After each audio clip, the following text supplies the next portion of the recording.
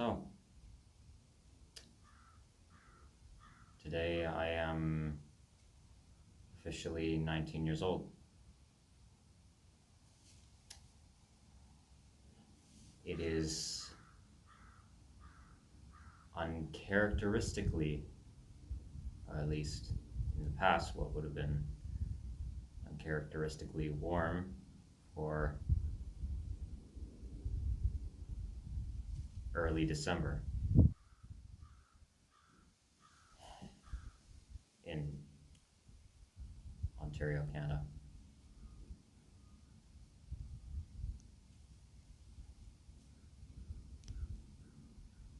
So, as stated in 4 or so videos before this, when I was in the tunnel in the connecting tunnel to Place d'Orleans,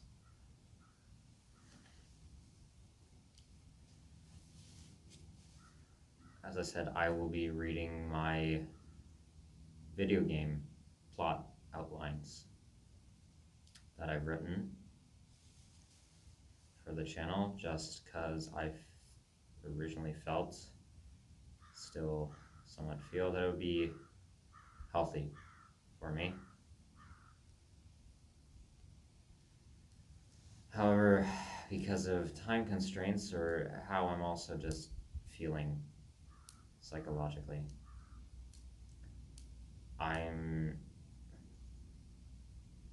this video was going to be me reading them and also giving a bit of explanation into my thought process behind writing them, and just, well,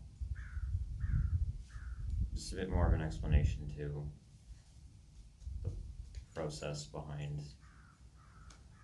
coming up with the ideas for these. And, well, sadly, that's not going to be what I'm doing for this one. I'll try to get to it in the future at some point, going over these again, not reading them again. You can just rewatch this video for that, but detailing my thought process behind making these. Mainly because, as I said, psychologically I'm not feeling the greatest. Well, big surprise. Not at all.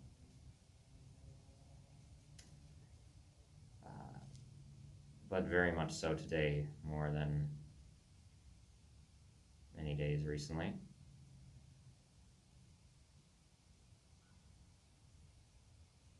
Today has been already just as bad as a certain day. Well, it's just as bad as when my family members betrayed my trust over the summer. Which, I'm not going to go too much right now into my anger before I say something that I may later regret. But, well,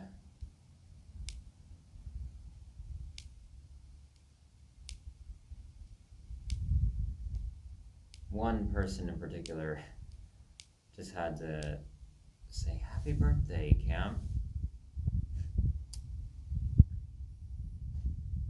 No mention of what happened, anything that I brought up to them, how disrespectful and encroaching and unnecessarily disruptive they were.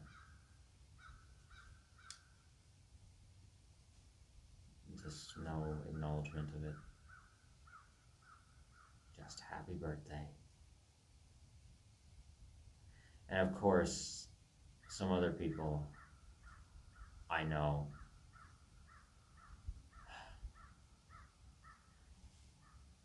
took to the measure of sending me gifts.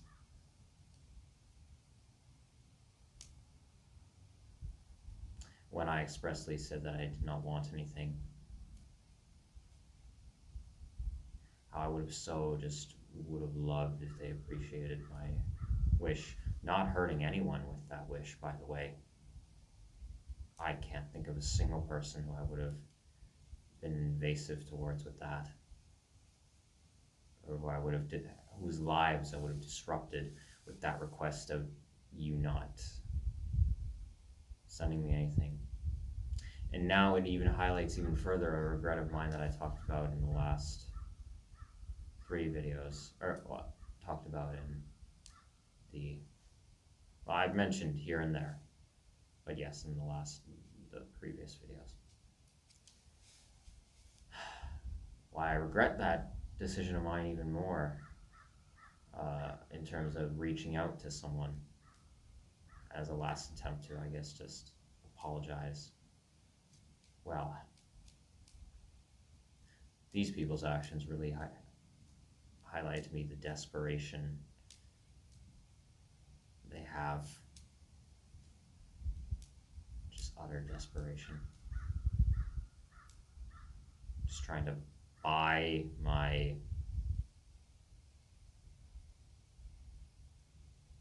forgiveness. So that I don't rant about that.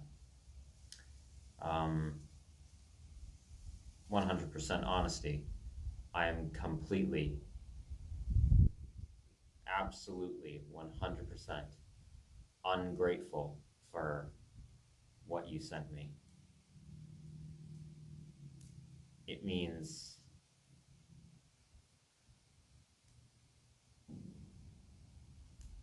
almost nothing. Well, no, actually, it means something. It shows me either A, how desperate you are. Well, it absolutely shows me how desperate you are. And B, that you absolutely do not care about respecting my non-problematic, as far as I can see, request and my intelligence. So,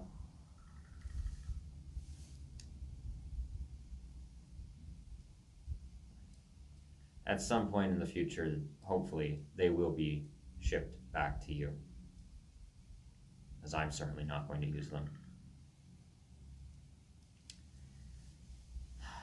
But anyway, let's get on with this. I have, as of current, written in full 16 video game plot outlines. These are written concepts for video game stories that I wanted to create.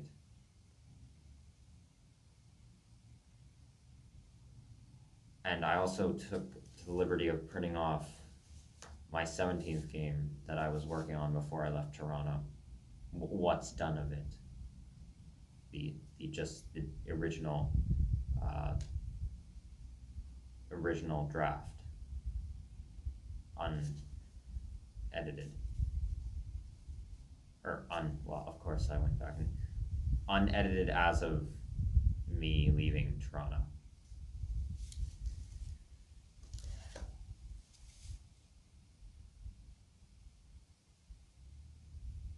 I feel that even though it'll be, I guess, in some form, logically, I feel it'll be healthy for me.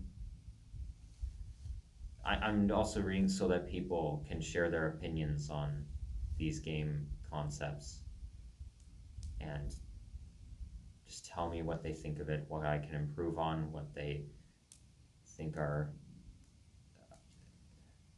what's well done, what isn't, whether they enjoy the stories, whether they despise them. You're free to your own opinion with it and just sharing whatever it is you wish to share about them.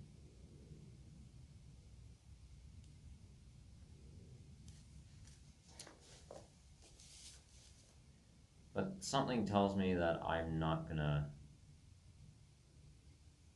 well, it's not going to make my day worse, but it's not going to make my day any better reading these. So before I start getting into it, there are things that I regret in terms of that I will at some point change with these games. After thinking about it, stuff that I think I should have been more detailed on, that I should have gone more in depth to, and just concepts in here that I don't think were entirely as well fleshed out and that I want to change. And I'll do a video, as I said, in the future at some point, explaining my thought process behind them and my intent with them. But right now, I'm just going to read them. That's all I'm going to do is read them. Give me your opinion on it, but I will be changing certain things. Not logically, I'm still keeping them. I'm not giving up on them.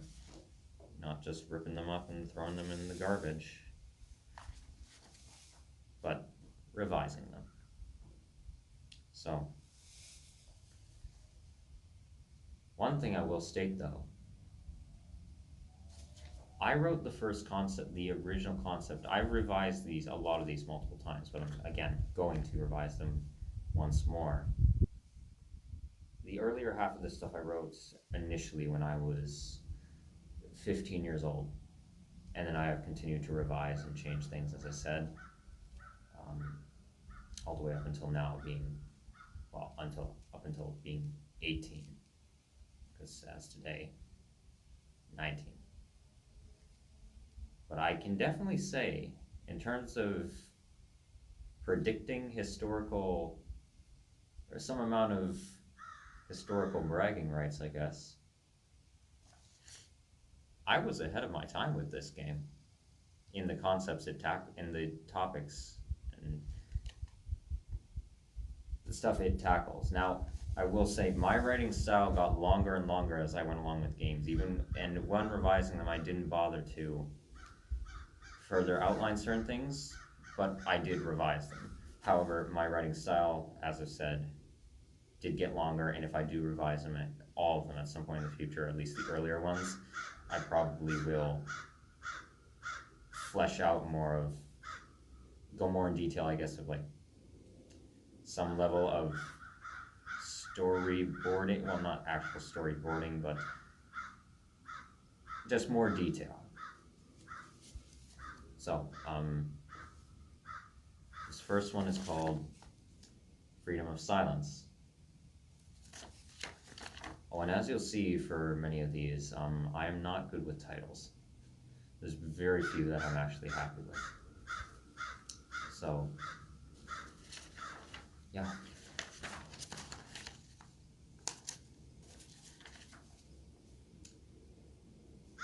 First game. Story. 5 years after being adopted by a loving Russian family, 16-year-old Igor Chernovil, Ukrainian, had grown used to the slew of nationalism aimed towards him and his 14-year-old brother, Laz Chernovil, Ukrainian, in their hometown of Megadon, and occasional nationalistic comments in the media from politicians. But after Vlaz is killed by a local ultranationalist in a targeted terrorist attack on them both, Igor becomes enraged and can't take it any longer. In the days following, he confides in his best friends over the death of his brother and the abhorrent racial hatred behind it. 16-year-old Olga Gagarin, Russian, 16-year-old Yov Vinogradov, Russian, 17-year-old Miron Branuski, Russian, 15-year-old Milenka Potev, Bulgarian, 16-year-old Kazimir Morozov, Russian, and 16-year-old Ivan Abelev, Russian. The six of them, filled with grief and anger, soon decide to work together to spread a non-violent message of empowerment throughout their city, aimed at stopping the hate of foreigners in certain community social rings. Striking in the shadows, The work quickly gains attention from the local news organizations and police, with it eventually... Hello. Goodbye. It's just a bug. And police, with it eventually catching much attention of Russia's high-ranking mainstream press as well. Shortly after, threats start being made on their lives by nationalist clan leaders and followers, causing them to become causing them to become increasingly more in danger. When this begins, Igor soon decides that the only way they're going to make their message truly heard is by striking at the heart of the country. After constructing a long and seemingly well-organized plan, the group sets off by car on a journey to the capital city of Moscow to spread their biggest and final message to the discriminatory savages of Mother Russia. But as they reach closer and closer to their target destination, the more trouble the friends start to run into, leading many of them to question if this is all really worth it.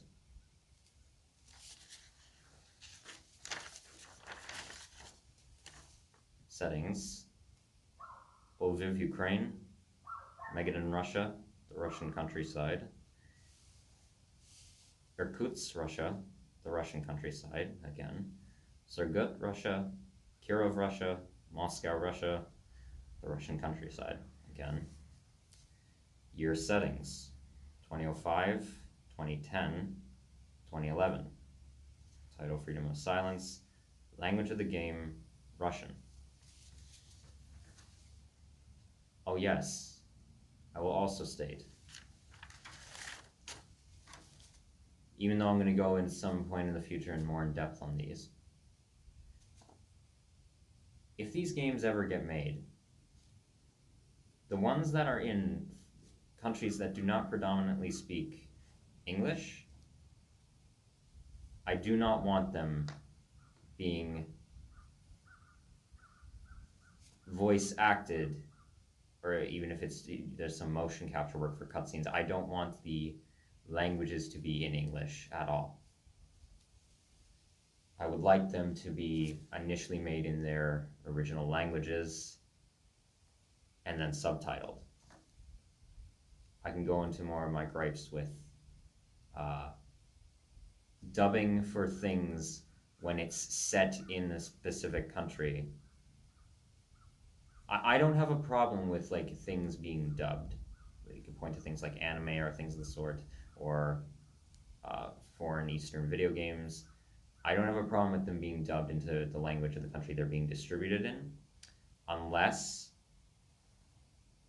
it's specifically set in a certain country or region.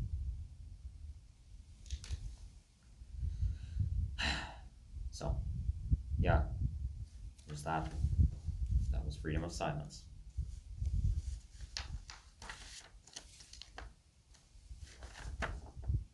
Goodbye, Society. I'm revising this one.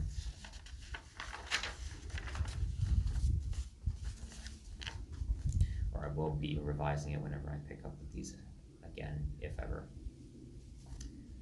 Second game. Story. Life had been swell for 27-year-old transgender woman Jimmy Ferrero, Canadian, with a good job, good friends, and well-kept apartment in downtown Ottawa. But this all changed the day a mysterious storm, which had previously been plaguing other parts of the continent, rolls into the capital city, causing panic and anarchy in its wake. Shouldn't have used anarchy in that context, but causing panic and chaotic anarchy, or just chaos in its wake. Amidst all the commotion, Jamie is hit by a stray car and knocked unconscious. He wakes up. Okay, I should have also changed. It shouldn't have said transgender woman. It should have said transgender man. So I gotta change that. He wakes up an unknown number of days later to discover that every living organism in the city seems to have mysteriously vanished into thin air. Humans, animals, even insects are absolutely nowhere to be seen, and that the temperature has dropped significantly. After stumbling back to his apartment aimlessly, Jamie tries to contact his parents in the Val, to no avail.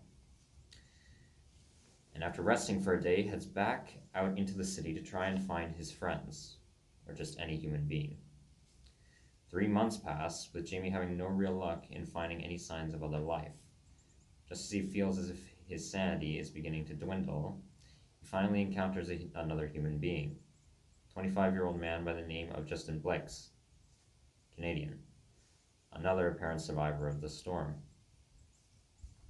After the two decide to team up, Justin tells Jamie that he can help him get to his parents in the Val. At the same time, the two devise a plan to drive out to the east coast of Canada to try and find other survivors, as Justin suspects the storm may have not yet hit that side of the country. Later, upon arriving in the Val, Jamie discovers his parents are gone for good. Not long after this, Justin starts behaving very strangely, causing more concern and stress for Jamie. And as their journey to the east coast continues, Jamie's sanity becomes increasingly more strained, to a point where he starts to question whether Justin Blakes is even a real person, or just a figment of his imagination. Settings: Ottawa, Canada; Laval, Canada; Quebec City, Canada; Canadian countryside; Fredericton, Canada; Moncton, Canada; Halifax, Canada. Year setting: 2016. Goodbye Society. Language of the game: English.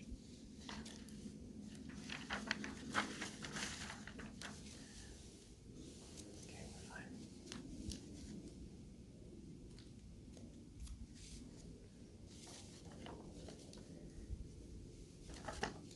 We willingly go.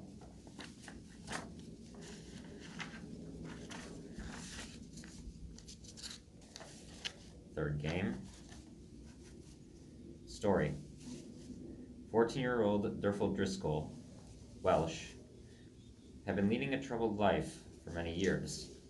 His mother passed away when he was only 6 years old, and ever since then his father had grown to be a distant and on occasions even abusive alcoholic.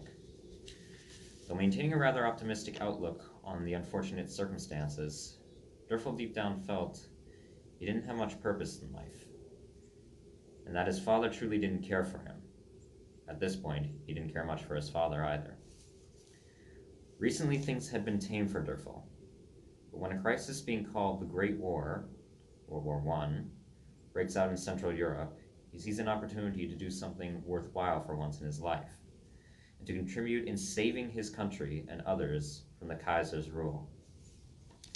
After getting into a harsh fight with his father over politics of the war, Durfel is disowned and kicked out of his house, to which again, he doesn't care. Durfel quickly grabs his belongings and some cash, then leaves his hometown of Wrexham, I hope I'm pronouncing that right, Wrexham, Northern Wales, heading off to the capital city of Cardiff. Here he manages to enlist, lie his way into the ranks, and join the Welsh regiment. Soon after, he's deployed to the trenches of Belgium with many of the other British forces. After holding his own in Belgium for about 2 years, Durfel is next deployed to Romania and stationed with a diverse small unit of soldiers, who all luckily happen to speak perfect English, Romanian, Hungarian, and even German. That is part of a battalion chosen for the Army Division, the North Army, ostracizing an invasion into the neighboring country of Transylvania, an enemy ally, though ironically not a single one of them is Romanian. As they battle their way through Transylvanian grounds, Durfel soon becomes good friends with the members of the group, quickly learning what each of them are fighting for. 15-year-old Artyom Novak, Bessarabian, which was a historical country located closer to Romania and, well, what would now be really mostly modern-day Moldova. Bessarabian is fighting for his girlfriend back home. 18-year-old Maltha Holm, Danish, is fighting to keep his relatives in Romania safe. 21-year-old Farid Abdelnour, sorry, I pronounced that wrong. Farid Abdelnour, Algerian, is fighting to help stop the war from reaching Algeria. 13-year-old Nico Kasperi, Swiss, Kasperi, Swiss, is fighting to help stop the war from reaching Switzerland. 17-year-old Leonardo Esposito, Sammarinese, is fighting for his boyfriend back home. He is more closeted in the story, and not out to the entirety of the battalion, but they know. Anyway, that'll be a different. 26-year-old Hugo Garcia, Monegasque, is fighting for his wife and newborn child back home. As the years go by, Dorfer remains with the unit, and the men's bond grows stronger every day. But as the group pushes their way deeper into the carnage of Transylvania under the command of a belligerent, foolhardy colonel, they start to question what they're all truly fighting for. With every fatal shot, Dorfer questions if he's really even fighting for anything at all. Hello, little fly. You're completely comfortable staying there? Okay. No problem.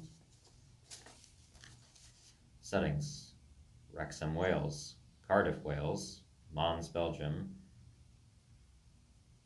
I'm not going to pronounce this right. Ypres, I think it's Ypres, Belgium. Bucharest, Romania.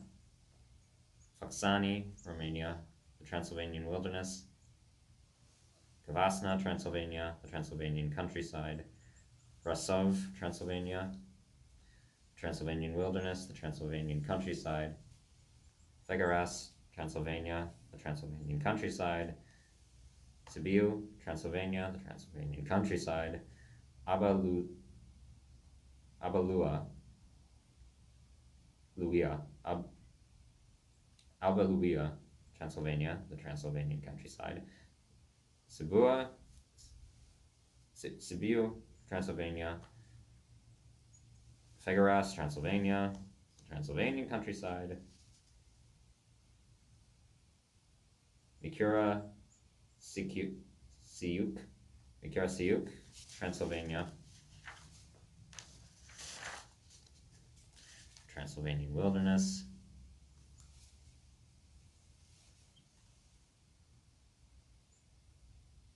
Gheorgheni, I definitely pronounced that wrong. Gheorgheni, Transylvania. I believe it goes by a different name in modern-day Romania, that town or small city. The Transylvanian countryside. Oroshaviz, Transylvania. Bristol, England. Wrexham, Wales.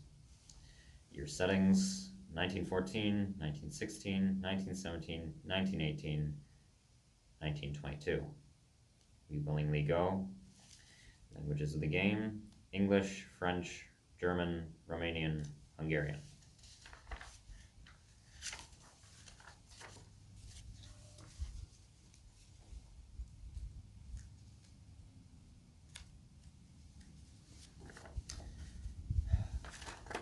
The road of my life.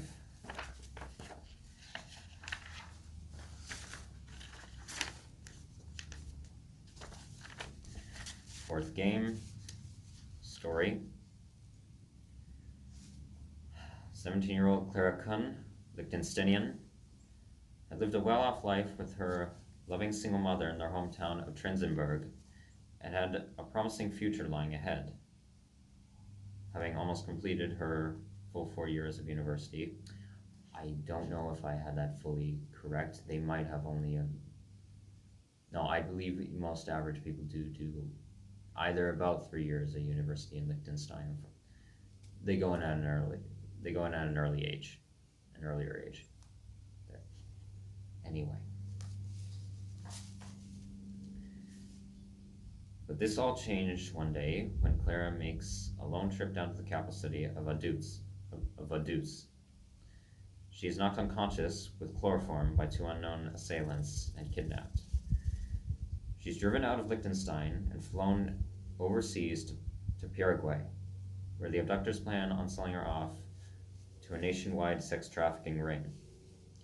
But Clara soon manages to escape from captivity with the help of another prisoner who was killed whilst trying to run away with her, and flee to the capital city of Ascension. When the local police prove to be of no help, Claire realizes that she's stuck in a foreign country millions of miles away from home, with no money, no food, no water, and no means of communication or transportation. After roaming the city for about 2 weeks, committing a few necessary thefts, which get her on the authorities' lookout list, she comes to the conclusion that the only way she's ever going to get home is by working her way back to it. Claire eventually finds a job at a shady auto shop in the suburbs after making a deal to sleep with the owner's son. Laboring at the shop for a year, she finally earns enough to begin making her way across Paraguay. Selling her body, dignity, I probably should change that, the dignity part. Selling her body, dignity, and even some of her own hair. I'm probably going to change that. I don't know where that one was going. Clara makes her way deeper into Brazil. It's here where she soon meets a poor 20-year-old man by the name of Fabio Teixeira, yes, Brazilian, who fortunately is fluent in speaking German, along with Spanish and Polish, Portuguese being his native language. Claire quickly learns that he is trying to work his way up to the northern coast to make a better life for himself. The two soon become best friends, and after hearing Clara's story, Fabio decides to join in on her long, ambitious journey back to her mother, as he already has nothing else left to lose.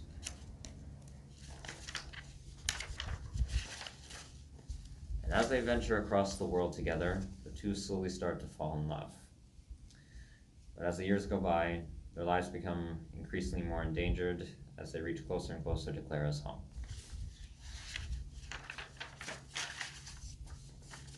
Settings: Trenzenberg, Liechtenstein; Vaduz, Liechtenstein; San Lorenzo, Paraguay; Ascension, Paraguay; the Brazilian countryside; Brasilia, Brazil; São Luís, Brazil; the North Atlantic Ocean; Porto, Portugal;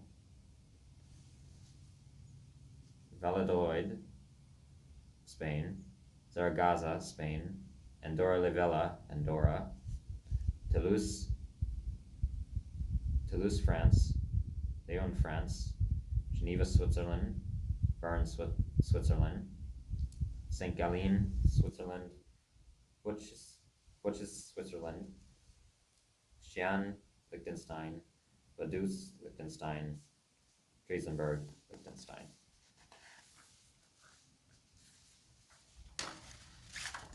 Year settings: 1994, 1995, 1996, 1998, 1999, 2000, 2001, 2002. The road of my life. Languages of the game: German, Portuguese, Spanish, French.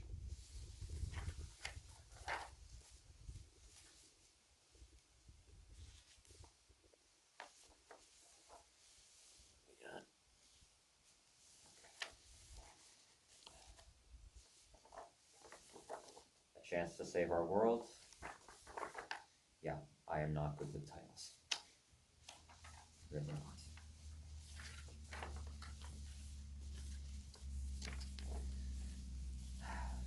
Fifth game. Story. After the entirety of the African Union votes to leave the United Nations, which was met with mass protests and violent riots in nearly every country in Africa, ferocious and violent war breaks out between Angola, Democratic Congo, and Zambia, started by the corrupt Democratic Congolese and Zambian governments after becoming allies with each other. In the year 2046, political tensions quickly rise in the now completely independent AU. Brutal carnage soon spreads to almost all of the African continent, becoming the First Continental War. Well, technically the First Continental War, dubbed the name Continental War I. 3 years later, 29-year-old Lasidi Jabari Lesotho was living peacefully with her girlfriend, Tina Okonkwo, Tina Okonkwo. Sorry, the lipstick a bit, and I'm having neurological problems, but Lesotho, in the suburbs of Missouri. Their life together had been great and relatively tame, as the war hadn't affected them very much. But unbeknownst to them was that for the past year, the Mozambican army, an enemy ally, had quickly soon been pushing its way deeper into Lesotho's neighboring country of South Africa. One fateful morning, a division of Mozambican forces eventually reached the border of Lesotho, and with their spies having dismantled the entire area's power / jamming the government's satellite signals days before, they lead a surprise invasion on the capital city. Amidst all the chaos, Tina is shot dead by a Mozambican soldier, and the city is saved by a group of men fleeing the city. Or more so, I'm going to change that to, she was forcefully taken by a group of men. Not saved, forcefully taken by a group of men fleeing the city. Enraged by the death of her true love and the suffering brought upon the innocent people of her country, Lasidi decides to join the Lesotho army and help in saving her homeland from destruction, as the Lesotho government has now declared war on Mozambique and Zambia. She is soon deployed to Mzuzu and stationed with the Malawian army, a fellow ally. After 4 years in Malawi of fighting off Zambian Mozambican forces, Lasidi begins losing hope that she'll live to see the war's end, and becoming extremely suicidal from all the bloodshed she's witnessed. But soon enough, her platoon takes capture of a defector enemy soldier named Amadin. Definitely gonna butcher this. Used to be able to pronounce these so much better, but Amadin Chukwamariji, Beninese, seeking refuge in Malawi, who claims to have information of great importance, demanding he speak with top authorities immediately. After many long and persuasive negotiations, Amadin finally agrees to talk, but only with Lasidi, as she's proven herself to be the most trustworthy.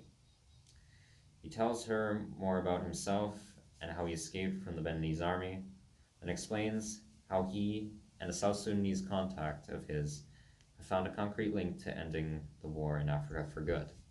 Lasidi is very skeptical of his claims at first, but after Amadin is mysteriously assassinated when being transported to a different military outpost, she becomes more suspicious of what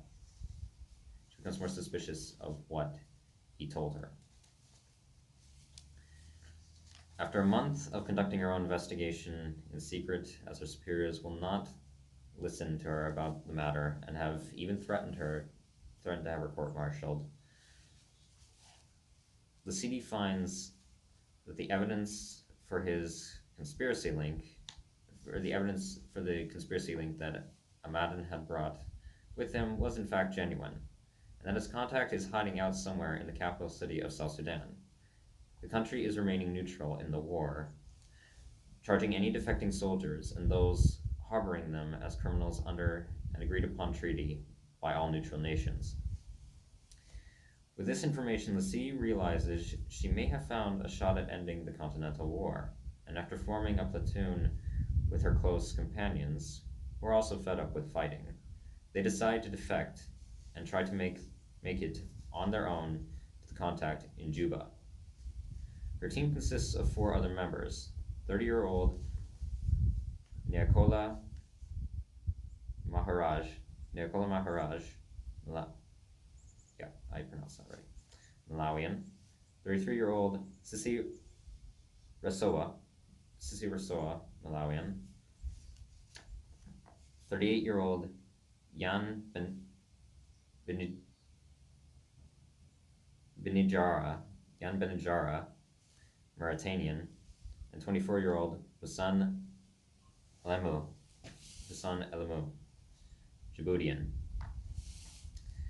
The group manages to hijack a small cargo plane loaded with weapons from their outpost's airstrip, and with it tries to fly stealthily above enemy lines straight through to South Sudan. But just as they begin heading over western Tanzania, enemy territory, the plane is shot down by Tanzanian aerial forces, using aircrafts that none of them had ever seen before. They survive the crash, but are now left stranded on enemy grounds, hundreds of miles away from their destination. The CD comes to the conclusion that the quickest way they're going to make it to South Sudan is by pushing their way through the rest of Tanzania and the remaining 3 enemy nations lying in its way on foot. The 5 of them grab any needed gear from the wreckage, food, water, weapons, etc., and set off northward. But as the group treads through both physical and mental peril, the mysterious assassin of Amadan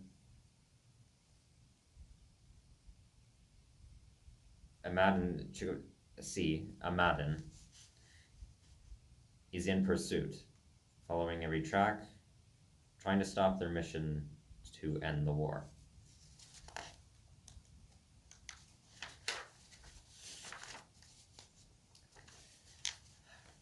Settings: Nazuro, Lesotho.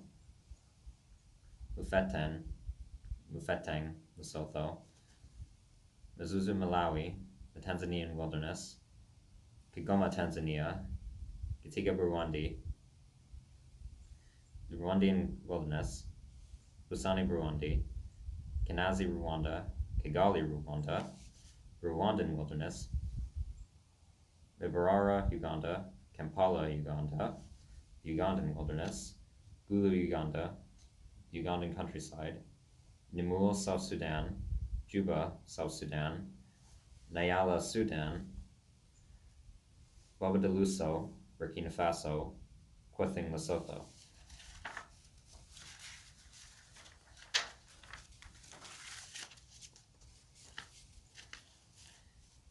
Year settings: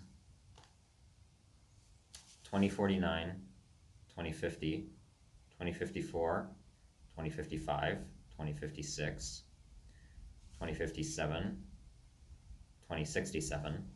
Title: A Chance to Save Our World. Languages of the game: Kenyan Swahili.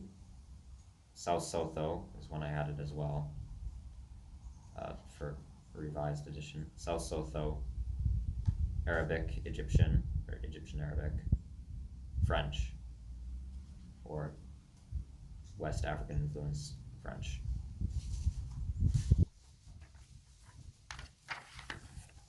Or maybe a creolized French, but anyway.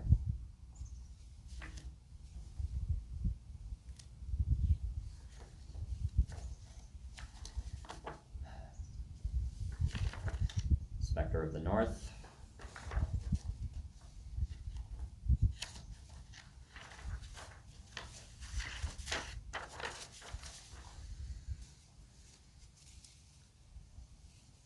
Sixth game. Story: 32-year-old Ivik Filmanson, Greenlandic, had been living a particularly unfulfilling life, to his taste, as a local dockkeeper in his hometown of Tesselek. Though being a highly intelligent man, Ivik had a very troubled childhood, mainly due to his ever so neglectful and verbally abusive parents. Deep down, he had always felt that society had given him an unfair hand, and that he deserved more than what he had, which is precisely what he gets. One day, While Ivik was minding the northern docks, a violent commotion breaks out between four men, 3 against 1. He manages to save the targeted man and ward off the assailants with a harpoon gun. After helping the injured man with his wounds, the two of them chat for a long while. The injured man is 28-year-old Pollock Roberg, Greenlandic, who had regularly been visiting Tessaluk on personal business matters, with the 3 attackers being involved in his business.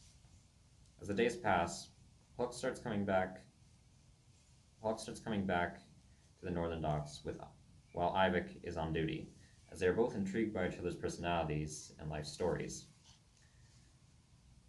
4 weeks after 4 weeks of getting to know one another, Pollock reveals to Ivik that he's a high-end drug dealer and leader of a gang known as the Morphines. And after learning of Ivik's feelings of unfulfillment, he offers him a new line of employment by joining his gang and working with him directly. Ivik is hesitant to the offer at first, but after realizing it could give him a life with more worth and power than what he had, he decides to take it and move out to Upernavik with Pollock, where the gang's headquarters is stationed. Ivik spends 2 years working in the Morphines as their head courier and Pollock's second in command, his intelligence earning him the rank. But during the course of those 2 years, Ivik and Pollock's relationship had grown ever more tense and angry. As Ivik was growing fed up with how Pollock had been treating him. The final straw for Ivik is when he overhears Pollock talking behind his back about how he only hired him as an extra asset and that he's worthless to him. Ivik plans his next actions carefully. As he sits down with Pollock for some breakfast to discuss their issues, he poisons his drink. Ivik then assumes the position as leader of the Morphines, establishes a rule with an iron fist, and slowly begins to build something greater. 10 years pass, and Ivik has turned the once measly drug gang into a grand mafia within Greenland, specializing in smuggling money, weapons, and drugs into the country. At this point in his life, Ivik finally feels fulfillment, being the leader of his own mafia, having all the wealth he could imagine, and sleeping with as many women as possible. When local news reports start shedding light on his organization's doings, things slowly take a turn for the worse. Ivik starts becoming more and more paranoid of who he can trust and where he can go, to a point where he begins using his own illegal substances for relief, further driving him mad.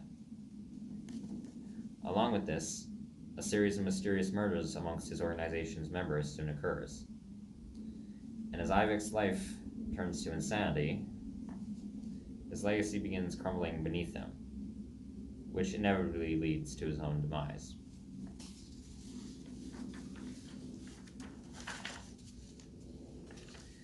Settings: Tessaluk, Greenland; Upernavik, Greenland, the Greenlandic wilderness; Ilulissat, Greenland; Aasiat, Greenland, the Greenlandic wilderness; Narsek, Greenland; Qaqortoq, Greenland, the Greenlandic wilderness; Kingerlussuaq, Greenland; Copenhagen, Denmark; Vestmennijar, it's definitely not a J, Vestmennijar, Iceland; Kalorsuaq, Greenland; Nuuk, Greenland; Kanak, Greenland. Year settings: 2002, 2004, 2014, 2015. Spectre of the North. Languages of the game: Greenlandic, Danish, and Danish form of, well, Icelandic form of Danish. I'll be included with that.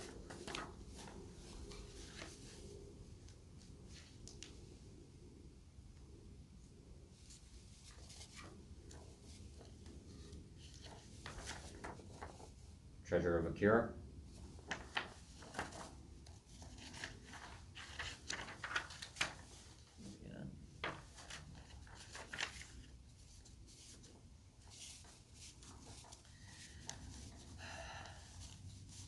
Seventh game. Story. 35-year-old former treasure hunter slash supernatural researcher Borak Kassab, Iraqi, had been living a happy and relaxing life with his 3 wives, Diana, Sora, and Mina, and 4 children, Hawa, Shana, Yani, and Mustafa, on a small farm in Iraq for many years.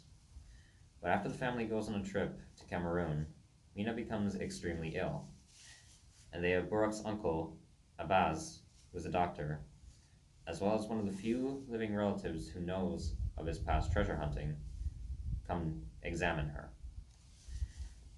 He runs some tests and is able to determine that she has Marcosin virus, a fatal disease spread through mosquitoes that has no cure. And I may change that in terms of the viral infection. With the usual survival time being only 7 months, the most he can do is keep her comfortable. Overcome with guilt for her sickness, Rock vows to find a cure through his research. Though having long since left the game of searching the world for ancient riches, he was still very active in his studies of the supernatural. Curses, spirits, occultism. This is racist. I put curses, spirits, occultism, and voodoo. I was ignorant of the religion of voodoo, that it represents black spiritualism. So I've got to remove that. So discard that. Curses, spirits, occultism, etc. And was perfectly aware of its existence through personal encounters whilst treasure hunting. After 3 weeks of searching through archives, Rock finally stumbles upon documents of an old Islamic legend with reported historical significance. The legend tells of a 12th century Arabian warlock who forged a powerful weapon with the ability to both heal and destroy the living. The weapon in question was an 18-inch, 1.5 foot, black diamond encrusted, opal bladed dagger. It was said that if the dagger is stabbed into the heart of a diseased organism, it will eternally cure their body of illness. But if the dagger is stabbed into the heart of a healthy organism, it will spread a fatal and ferociously contagious plague throughout their body. In the early 13th century, the dagger was stolen from its original resting place by an unknown thief, and it wasn't seen for over 2 centuries. Some skeptics even believe the dagger to be the true source of the Black Plague. In the late 15th century, it was found by a group of Sikh religious leaders in modern-day Kazakhstan. After bearing witness to the dagger's power, the men decide it must be hidden from the world. They supposedly sent a herd of workers to build a secret tomb for the weapon in a far-off, desolate place. The men then supposedly went out one by one to unknown quarters of the Arabian and Persian peninsulas to hide fragments of its stone tapestry they had constructed, able to reveal the location of the dagger to future guards that their overtakers would train to protect it. But one of the leader's apprentices was treacherous and spied on the men's talk of the fragments' whereabouts. This apprentice drew an encrypted map of the 10 fragments' hidden locations, so that he alone would find them and steal the dagger for himself. But the apprentice's intentions were found out by the leaders, who had him executed for his betrayal. Before his death, though, the apprentice hid his map to the fragments' whereabouts so that the men wouldn't destroy it. The supposed map was apparently found in Afghanistan back in 1966 by an Iraqi excavation team, to which it now resides at the City Museum in Mosul, Iraq, as no one had been able to decrypt it.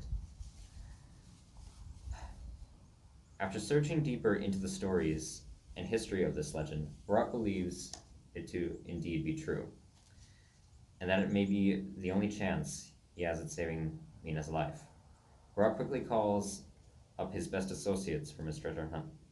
Hello again, Fly. His treasure hunting days, who are all also believers in the supernatural, and informs them of what's happened and that he needs their help. His three former partners are 36-year-old Jake Drucard, American, 35-year-old Carrie Torres, American, and her girlfriend, 34-year-old Paola Ortiz, Puerto Rican. After hearing of their friend's situation, the trio immediately flies out to Iraq, and the four of them meet in Karbala to have a reunion and plan their courses of action. The group then travels to Mosul, breaks into the museum at dark, manages to steal an encrypted map, and retreats back to Barak's farm. After 3 long days and nights of studying the map carefully, they're finally able to decrypt it, becoming the first to ever do so, and figure out the supposed locations of the 10 tapestry fragments. After this discovery, Barak knows the legend to be true. And with this knowledge, the group sets off through the Middle East to find the tapestry and the lost magical dagger to save Barak's wife. But the journey is treacherous, as a terrorist leader by the name of Arthur Patel, New Zealandic, from New Zealand, soon learns of the group's quest for the weapon and is determined to track them down and get to the treasure first by any means necessary. I know, quite cliched. I tried to turn some tropes around there. Obviously, I do believe, though, and even when I was writing this, that I was going to do more than just turn tropes, like having the Americans be the tag-alongs to the protagonists, with the protagonist of the nationality of the country of origin, rather than have them be tag-alongs. That was, I wanted to do a bit of a play on the trope, but also I want to do more than you can't just turn a trope, in my opinion, and that somehow fixes the problematic issues with it. So I want to do more than that. And I'm also going to go more in depth on Arthur. I had a different idea for him, but I was originally going to make him a ultra-white supremacist terrorist who was going to actually use the dagger for, well, wiping out world populations of, well, Arabs, blacks, Latin, anyone who wasn't of white minority. White majority of white ethnicity, or what is considered white ethnicity. But I'm now going to make him, well, he is sociopathic, but misanthropic, a extremist misanthropist who has him and his organization have a deep despise for all humanity and want to use the dagger for its destruction entirely.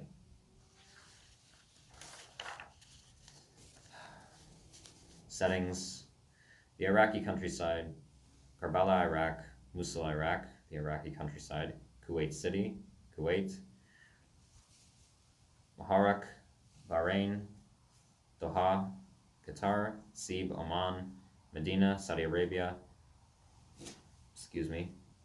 Haifa, Israel, Homs, Syria, Baku, Azerbaijan, Qom, Iran, Trincomalee, Sri Lanka, Ashgabat, Turkmenistan, the Turkmen wilderness, the Iraqi countryside. Year setting, 2009. Title, Treasure of the Cure. Languages of the game, Arabian, Egyptian, no, that was the other one. I had put it here, but I need to change that. It says Egyptian, but that's actually, I was wrong about, when I originally wrote this, I thought that the Arabic language had originated from Egypt, that being the technical term of it. No, it originated from Saudi Arabia, so from the Arabian Peninsula. So Arabic, English. Actually, I'm gonna remove English from this entirely because I realized that was ignorance on my part. So I thought I would have,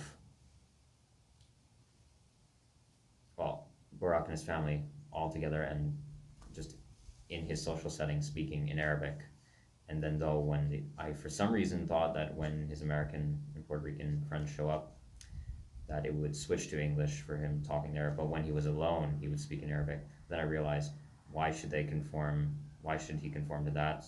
I can make them know Arabic and speak in that language. So Arabic, Israeli, Hebrew. There's a section in a community where Greek is spoken. I'm also going to add Turkish in there, and Armenian Turkish, Iranian, and, well,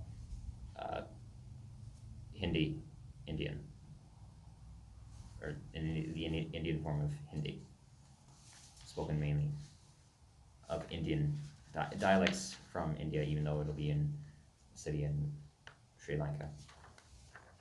And I gotta revise these.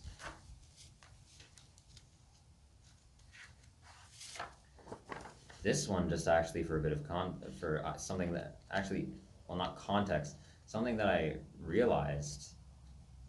I may have experienced, I forget the technical term of it, but major, what Carl Jung would call false memory syndrome. He outlined it with something in relation to the philosopher Friedrich Nietzsche, for a story that Nietzsche had written, but it was awfully similar. He realized that the story was awfully similar and took heavy inspiration from a different author's story from further back in the 1800s. And he didn't think he had plagiarized it, but he wondered if he had read the book and then came up with a theory actually of, I don't know the technical term for false memory, for occurrence of false memory, where you may think that you have, for something say related to creative writing, you may think that you have an original idea, but in reality, subconsciously, it was a memory that you were actually having, or you were interpreting the memory that you had. It's a bit of like neurology and psychology here, or neuropsychology. You were interpreting the fragments of the memory that you were having in association with ideas that you were also coming up with yourself, that you were thinking of, but also attributing it with fragments of memories. So I believe I went through something similar with this, as this story is in many ways, and I did not realize this until, it's actually kind of similar with We Willingly Go. Someone pointed out to me when I told them about the story, they said, oh, like All Quiet on the Western Front. And I was like, what's All Quiet on the Western Front? And that led to me just discovering All Quiet on the Western Front, the 1930 version, the 1979 version, and they're making a remake of it, as I pointed out in one of my Exploring Ottawa videos. And the 1979 version became one of my favorite films of all time. And I just that one I hadn't even heard of before, so that might be just proof that people do in some ways creatively think alike.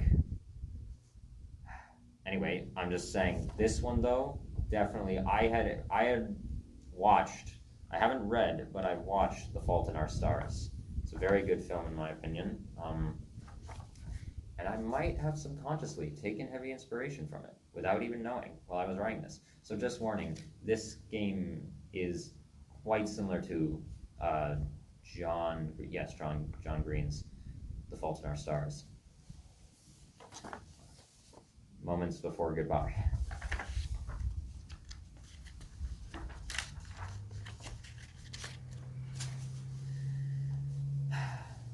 Eighth game. Story. 59-year-old Zlatka Janevsky, Macedonian, and 62-year-old Luka Grigorov, Macedonian Greek, have been living happily together in their hometown of Ohrid for many years, both working as teachers at a local community college. Nedokovsky College. I've just taken the name after a famous or well-known North Macedonian poet. I don't remember if he was actually from the city of Ohrid, but the North Macedonian poet Nedolovsky. Hello again, fly. They've been at the Institute for 6 years, with Zlatica being a scholar of economics and Luca being a professor of physical / sociogeographies. So, just sociogeographical studies of the sort, and physical, like mapping and cryptography.